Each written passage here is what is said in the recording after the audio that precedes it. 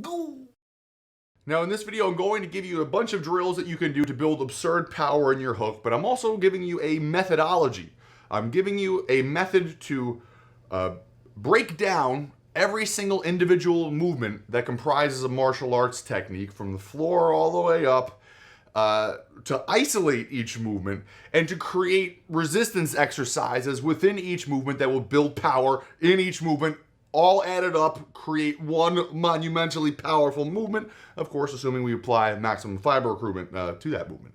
And I realize I've said the word movement about 75 times, but, you know, there's a lot of movements going on. So the first thing that adds power to my cross is my foot driving off the floor. This moves my entire body forward into the direction that I'm striking, so now I have all of the speed and momentum of my entire body moving it however much I can generate by pushing that way. All of that motion is now going to be connected into my punch. You really might as well think about this like you're stepping on your opponent's face, because the harder you push into the ground, the harder your punch is going to fire. Here's a few ideas on how you can strengthen just this motion. Now you can get in your stance and you can step forward and backward a lot of times, making sure your knee is bent. You really want to flex your glute, like the muscle that's like, you know, it's your butt muscle pretty much, but like right where it kind of connects to your hamstring, both of those got to fire. So step forward and backward, get used to that. Or you could just step forward. So you can go outside, you know, go down your entire block and just blast forward, blast forward, blast forward.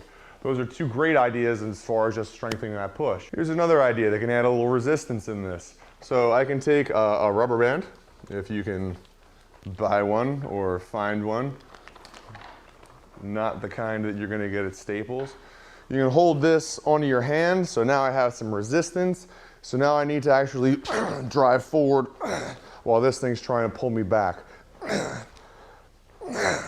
So when I let go of this thing, I actually feel a lot lighter and a lot faster. For more resistance, you could also take some weights. You can hold them in your hands and push off the ground like that. That's tough, man. It gets you used to holding your hands up. Now you obviously weigh more, so it's harder to push off the ground.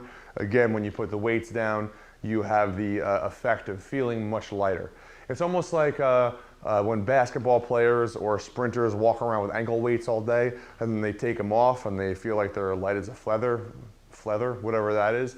They feel light. Same thing here. As soon as you put the weights down, you're gonna feel good. All of those drills make your step powerful. Then you have the twist. Now the second movement, the twist, we've talked a lot about. This actually ends up driving my shoulder forward.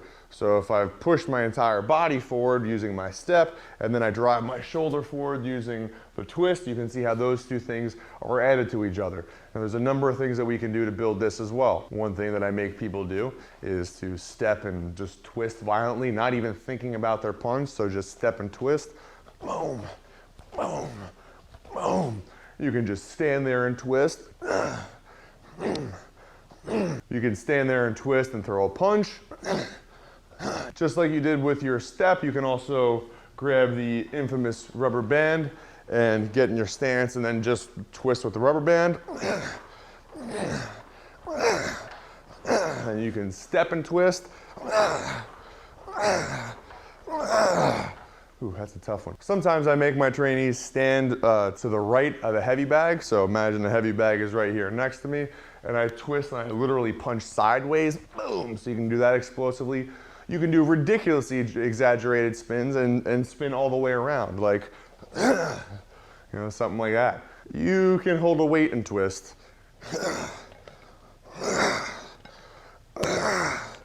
That one's tougher than the rubber band because not only do you have to actually use more force to generate the twist, you have to stop all of this momentum and bring it back.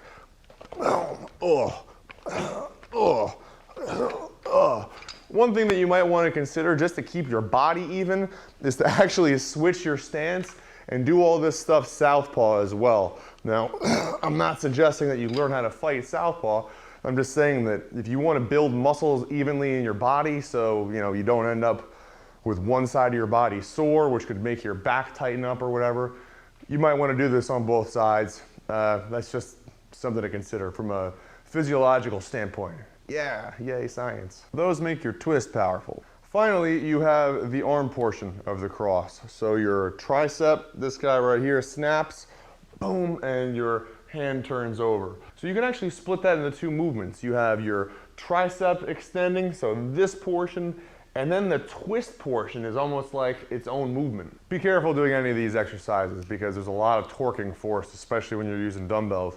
You can exercise just the twist by twisting a dumbbell. Now that is a very dangerous exercise. There's serious torque and twisting force going on pretty much every single joint in your body, so that's something that you should really ease into lightly and slowly. In fact, I probably shouldn't have told you to do that at all. There's got to be a disclaimer on this website somewhere. You can extend the arm and twist at the same time. Here's a cool one that I like. You can grab a rubber band with your palm up so that it's actually going to tighten as you twist, and then try to violently twist that. If you want to, you can stand in place and just snap your arm out repeatedly. If you do this for, don't even think about the number of reps. Think about this as like duration, like set a round timer for 3 minutes where you're just snapping your arm out. Believe me, that'll cause a pretty nasty burn. I really like the rubber band for trying to extend your arm, like the tricep, punching from the face. The cool thing about that is the rubber band actually kind of like pulls your arm back to your face, and instinctively, if you have it set to that height. Actually, this is probably set a little bit low, but well, not if I get in my stance. So if you throw this out there, boom, the rubber band almost makes you think, bam, like pull the hand back. That's really important as well. It's not power, but it's safety. Those make your arm extension powerful. When you combine all of these movements, you're gonna have so much power in the punch that you need to actually make sure your body can deal with it. So your, like the drive chain that's your forearm, anything from the knuckles, the wrist, the elbow, all that stuff's gotta get strong. So I do side planks pushing on my big two knuckles. So you can start in a push-up position and then get into a push-up on your knuckles, and then you roll your feet sideways so they're stacked on top of each other, and then you can just kind of post up on your knuckles here. Ooh, it's hard to balance sometimes.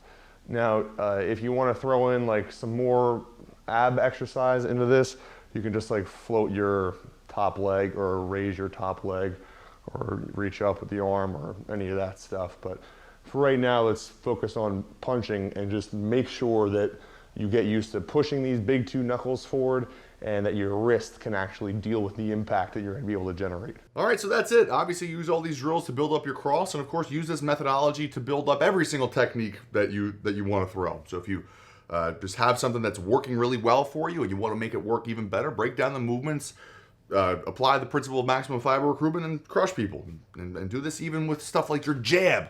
As you will find out, or as you already may have found out, you can knock people out with your jab with simple adjustments, isolating those movements and making them powerful. Now, as you get older, however old you are, you might be 60 for all I know, the more repetitions you do and that you have done with this stuff just further ingrains it into your body to the point that it's infallibly powerful. I don't have to think about the individual elements of my cross anymore. And to be perfectly honest, if I was to take 6 months off, I could still probably stand up and freaking annihilate somebody with my cross. I'm not trying to toot my own horn here. I'm just trying to kind of give you the encouragement that this stuff takes time and it takes reps. Neurological development, especially when you're past the age of like 16, takes longer than anything. So actually building the nerve pathways and certainly rebuilding injured nerve pathways takes even longer, but we're not going to get into that. Have faith in the method. Even if you don't have power right off the bat, give it a month. If you don't have power after a month, give it 6 months. Everybody's different.